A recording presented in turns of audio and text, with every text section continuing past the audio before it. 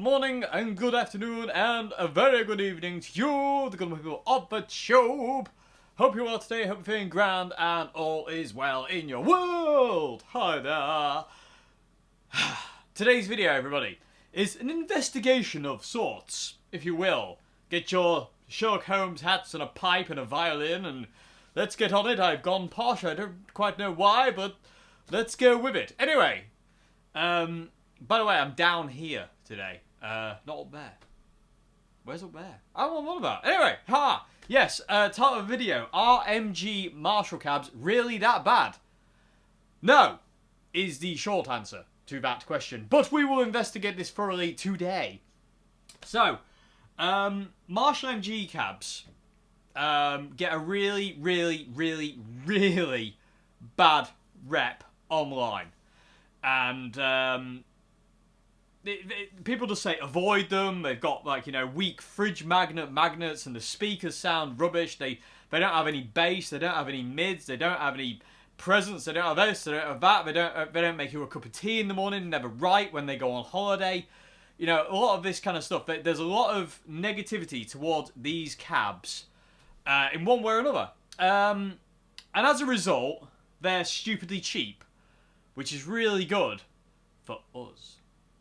And I say that because these cabs are blooming marvellous. They're amazing. These Marshall MG cabs are amazing. I do not understand what people mean when they say they're the worst Marshall cab ever made. And the MG is the worst amp ever made. I don't understand. I don't get it myself, personally. This cab I bought the other day from a local second-hand shop where I buy most of my stuff really cheap. And I got this cab. It's in, like, pristine condition. There's, like, a little tear there. Oh, no, is it there? No, sorry, other side. There. There's, like, a little tear in the Tolex there, and that's it. Other than that, it's pristine. It's never been opened up until I did it, and that's it. It's just pristine. And I bought it for the massive price of 60 quid. You know, for a 412 Marshall cab, I got it for 60 quid. I mean, that's ridiculous. And it sounds unreal. It's a cab from 2007.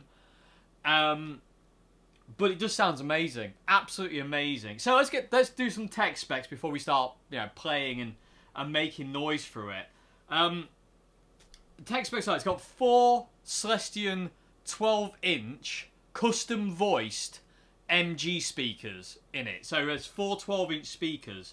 They're both they're 30 watts each. So basically they're like, you know, they're like vintage 30s, but they're not quite. But they're 30 watt speakers. So it's a 120 watt cab in all.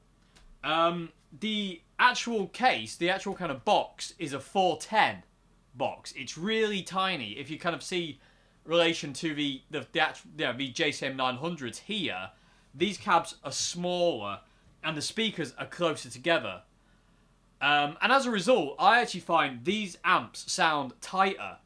Because I don't know what it is. I don't know if it's to do with the speakers being closer together or what it is. But I reckon these cabs have a tighter sound.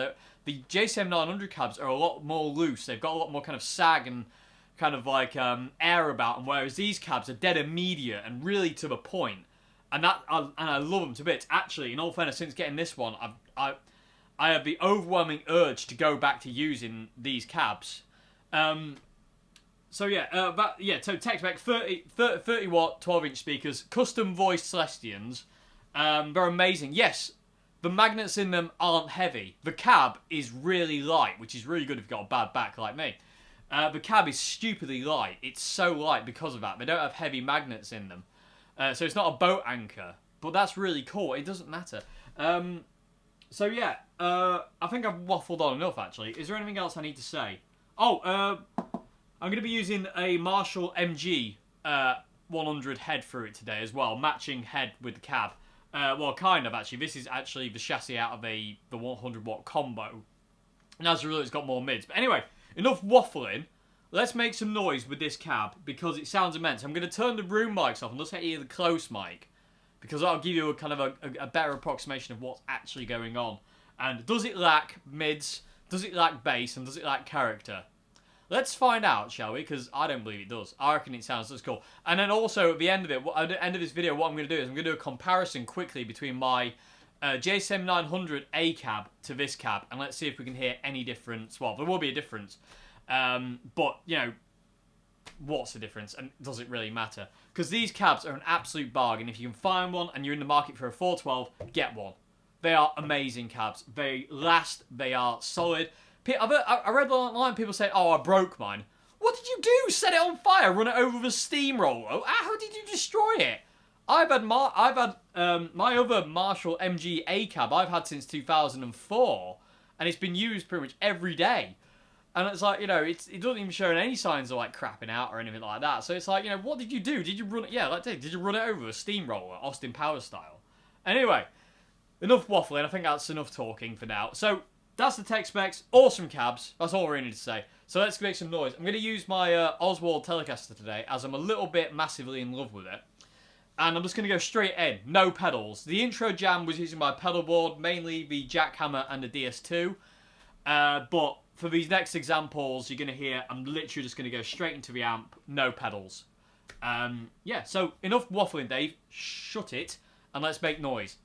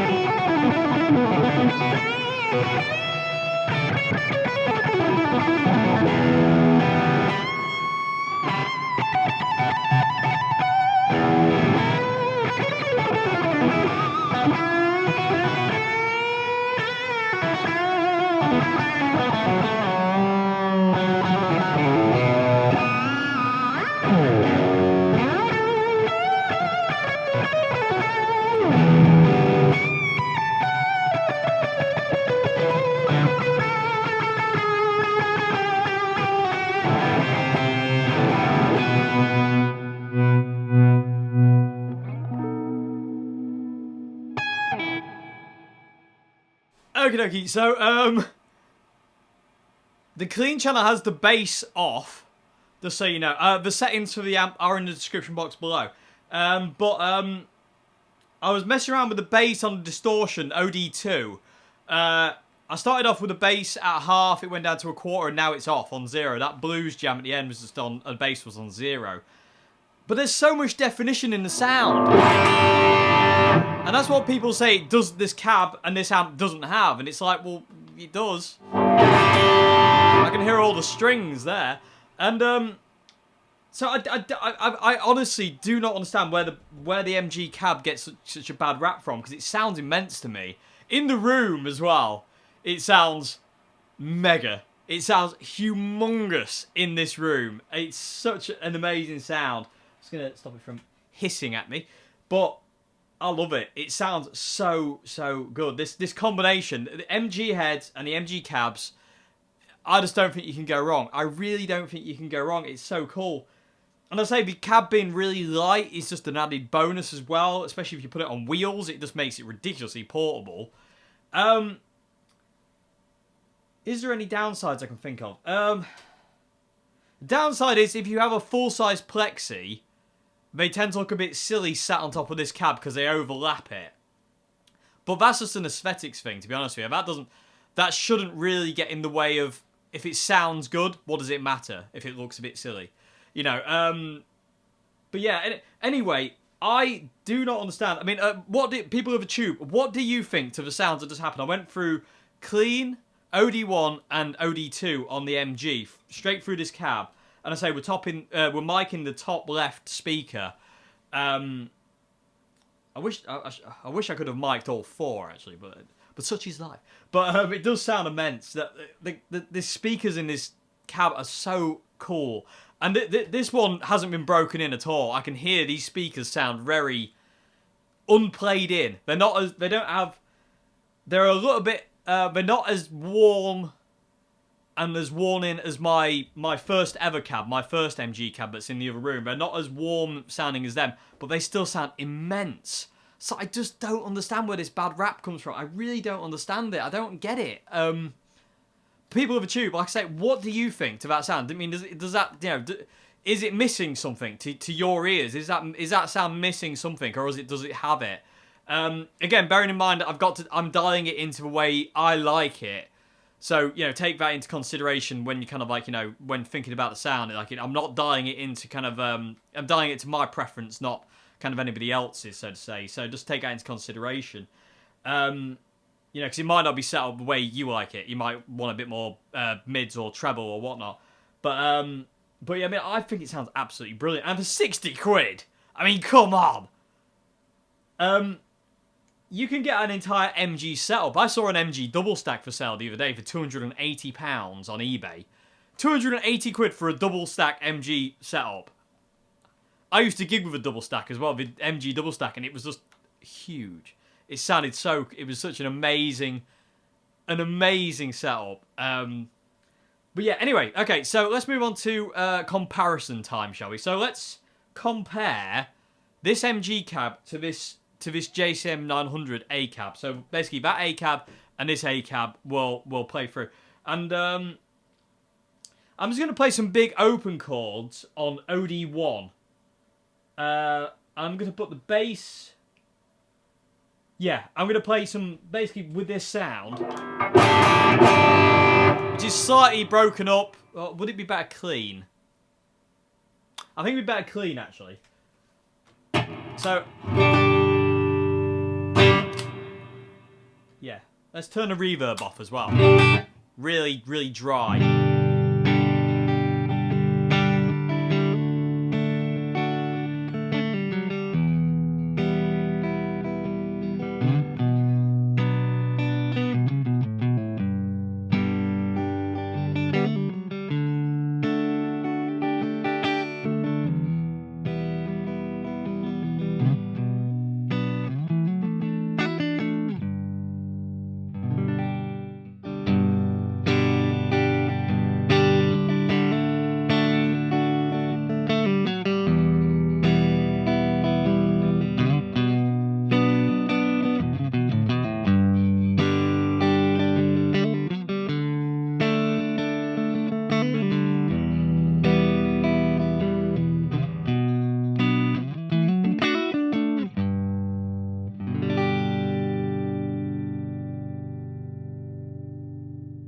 Okie dokie, so that's the comparison. People of the tube, let me know which one you preferred and why. I couldn't hear much difference, personally, but I did think I don't know. I think JCM sounds, I don't know. I really don't know. I can't comment. Let me know which one you prefer, that's all that matters. But I've got to say, these cabs are absolutely stunning. And because they get such a bad rap, they're really cheap, which is great. It means you can buy loads of them. I have 3 of them now. That's just wrong, isn't it? Hoarding. Hoarding, Dave. Bad Dave. I can't help it, though. When I saw it for 60 quid, I was like, I need that. Didn't even think. Maybe I should have. It kind of broke me. But anyway, it's alright. It's okay. It's okay. Things will be okay. I think. I hope. Ooh. Anyway. Waffling on. Tangent Boy, in effect. Anyway, I thought Tangent Boy came out in Q&As, but obviously not. Okay, yeah, but seriously, if you're in the market for a 412 and you find a Marshall MG cab, they're normally ridiculously cheap, these cabs are. The most I've seen one of these go for, I want to say 90 quid. I think that's right. Yes, it is. The most I've seen one of these cabs go for on its own is 90 quid. And to me, that's still a bargain. I think that's still a bargain. You can normally get an MG head, the 100 watt head, and the cab for about 150, 180. Which, you know, that's just it. That's like, you know, what a setup that is. You know, just for that price. And they are amazing. I just don't understand the bad rap that MG gets. You know, the MG cab gets a bad rap. The MG amp gets a bad rap. And they're just immense. They are just amazing amplifiers. I love them to bits. And like I say, they're just one of my all-time favourites. They really are. Like I say, I mean, and they're a lot smaller than your standard Marshall cab. Like, for instance, if you look at the B cab, and then that cab, these are a lot smaller, but that's cool, especially if you're playing, like, you know, smaller venues. You can get your 412 in, and they're really light as well. They're super, super light, and I love that as well, because these beasts are a two-person job, really, especially if you've got stairs to contend with. And if you don't want a bad back, you want to be carrying these around with two people. I didn't. I used to carry them around on my own, which was stupid, and now I've got a bad back. Whereas these are so light, you can get away with carrying these on your own, no problem at all. They're stupidly light and so cool. So yeah, I feel that Marshall really smashed it when they made the Marshall MG and the Marshall MG cab, the old Marshall MG cabs. The new ones, without the Celestian speakers, sound dire to me. They just don't, like, Joe's Marshall MG just has a no-make speaker. It doesn't have a sticker, it doesn't have any markings on it whatsoever. And it just sounds thin and empty and wispy and nothingy. Whereas these seem to just have everything you want, like in a big, fat tone. And they respond really nicely to pedals, they respond really nicely to kind of distortions and overdrives and delays and reverbs and all sorts. And they just have that really quick response that 30-watt speakers should have. I've always found 30-watt speakers to have a really quick and immediate response. Like vintage 30s have always been kind of like that. And same with 25-watt speakers as well. That's why I prefer the 75s. They're a bit more spongy. They've got a bit more warmth to them. And the 75s are always going to be my favourite speaker. These JSM900s, the cabs, are always going to be my favourite speaker. But they're on par with these speakers in here. Which is strange, because I'm not really a fan of vintage 30s, but I don't think these really have a vintage 30 sound. I think they're slightly different. But they still got that immediate sound, if that makes any sense. But anyway, like I said, I think I've waffled on enough. People of the tube, let me know what you think. Are these MGs good, or are they bad? And why do you think either? You know, what's your opinion on the sounds you heard today? And like I say, take into consideration that, like, you know, I had to dial it in for me. So if you like a brighter sound, you know, just take that into consideration when you kind of, like, you know, when you're listening to it, so to say. But I think they sound amazing, and I love them to bits, and I love this one. This one sounds absolutely... I actually, come to think of it, I've played through a lot of MG cabs, and I can't think of one I've plugged into that sounds rubbish. It's the same with the 900s. I've played through quite a few JSM 900 cabs. I used to have the 212, and I played through a couple of other 412s when I worked in Old Hat, and they were always just like, they were consistent, they always sounded immense no matter what you plugged into them. Yeah, it's so cool, so cool. Anyway, I hope this video has been informative. I do apologise for any waffling on that happens. Excuse me, everybody. But yeah, I hope this video has been informative. I hope you enjoyed this video, and like I say, let me know what you think. Let me know what you think. Let me know what you think to the sound of the cab itself, and also the comparison. You know, what do you hear a difference between this and the GSM 900, or, you know, do they sound too similar to Call?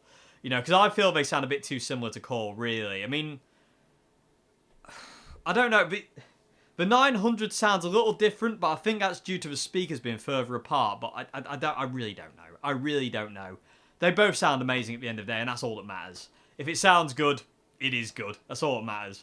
Same as guitars. If a guitar sounds good, regardless of what it is, it's good. You know, as long as you like it, that's all that matters. And yeah, so yeah, if you're in the market for a 412 cab of any kind, and you can find one of these things, they're normally fairly... They're not everywhere. They're not the easiest cab to find, but they are fairly, you know, you can find them fairly cheap, and, you know, there is quite a lot of people trying to get rid of them for beyond my understanding. Recommend them highly. I don't know if I mentioned, but this cab's from 2007. The amp I was using is from 2005. The MG behind me is from 2005, but this cab's from 2007. I think that might be the last year of these MGs. I'm not 100% sure. I don't know when they came out with the other MGs. I know Joe's is 2009, but I'm not sure if they stopped making these in 2007 or 2008. I don't know, everybody. But anyway, hope you enjoyed this video, everybody. Oh yeah, quickly. Like I say, the aesthetics thing. Quickly, one sec. Okay, so yeah, I was talking about some people don't like these cabs because they're kind of small and they look a bit funny, especially if you put a full-size head on top. I thought I used the white one. I'd be able to kind of see it better. But I don't think that looks horrific myself. I think it looks actually quite cool. I mean, it does hang over the side, like, you know, a good inch on each side. But I don't know. I think that looks quite cool. I don't think that looks awful in any way, shape, or form. And like I say, these cabs being 120 watts can handle a lot. You know, I used to run my my Marshall 50 watt plexi through it, and it always used to sound really good. I've run 100 watt plexis through these things; they sound really good.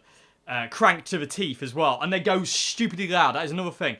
If you've got one of these, you don't have to worry about volume. If you've got 100 watt Marshall MG half stack or stack, you don't have to worry about volume. I've gigged these things since 2004, unmiked mostly, and I've never had any issues with people saying I'm too quiet. They will kill at 50 yards. Anyway, but yeah, that's an aesthetics thing. It's not really that important to the sound of the amp, really, how good they sound. Yeah, I think that was cool. That's quite a cool little setup, actually. I like that. I like the look of that. It's quite posh. Anyway, hope you enjoyed this video, everybody. I've waffled on for way too long, and I hope I haven't bored you all to tears. And I'll see you again very, very soon for another video. Have a great morning, good afternoon, and evening, everybody. And I'll see you on Wednesday. Have a great one.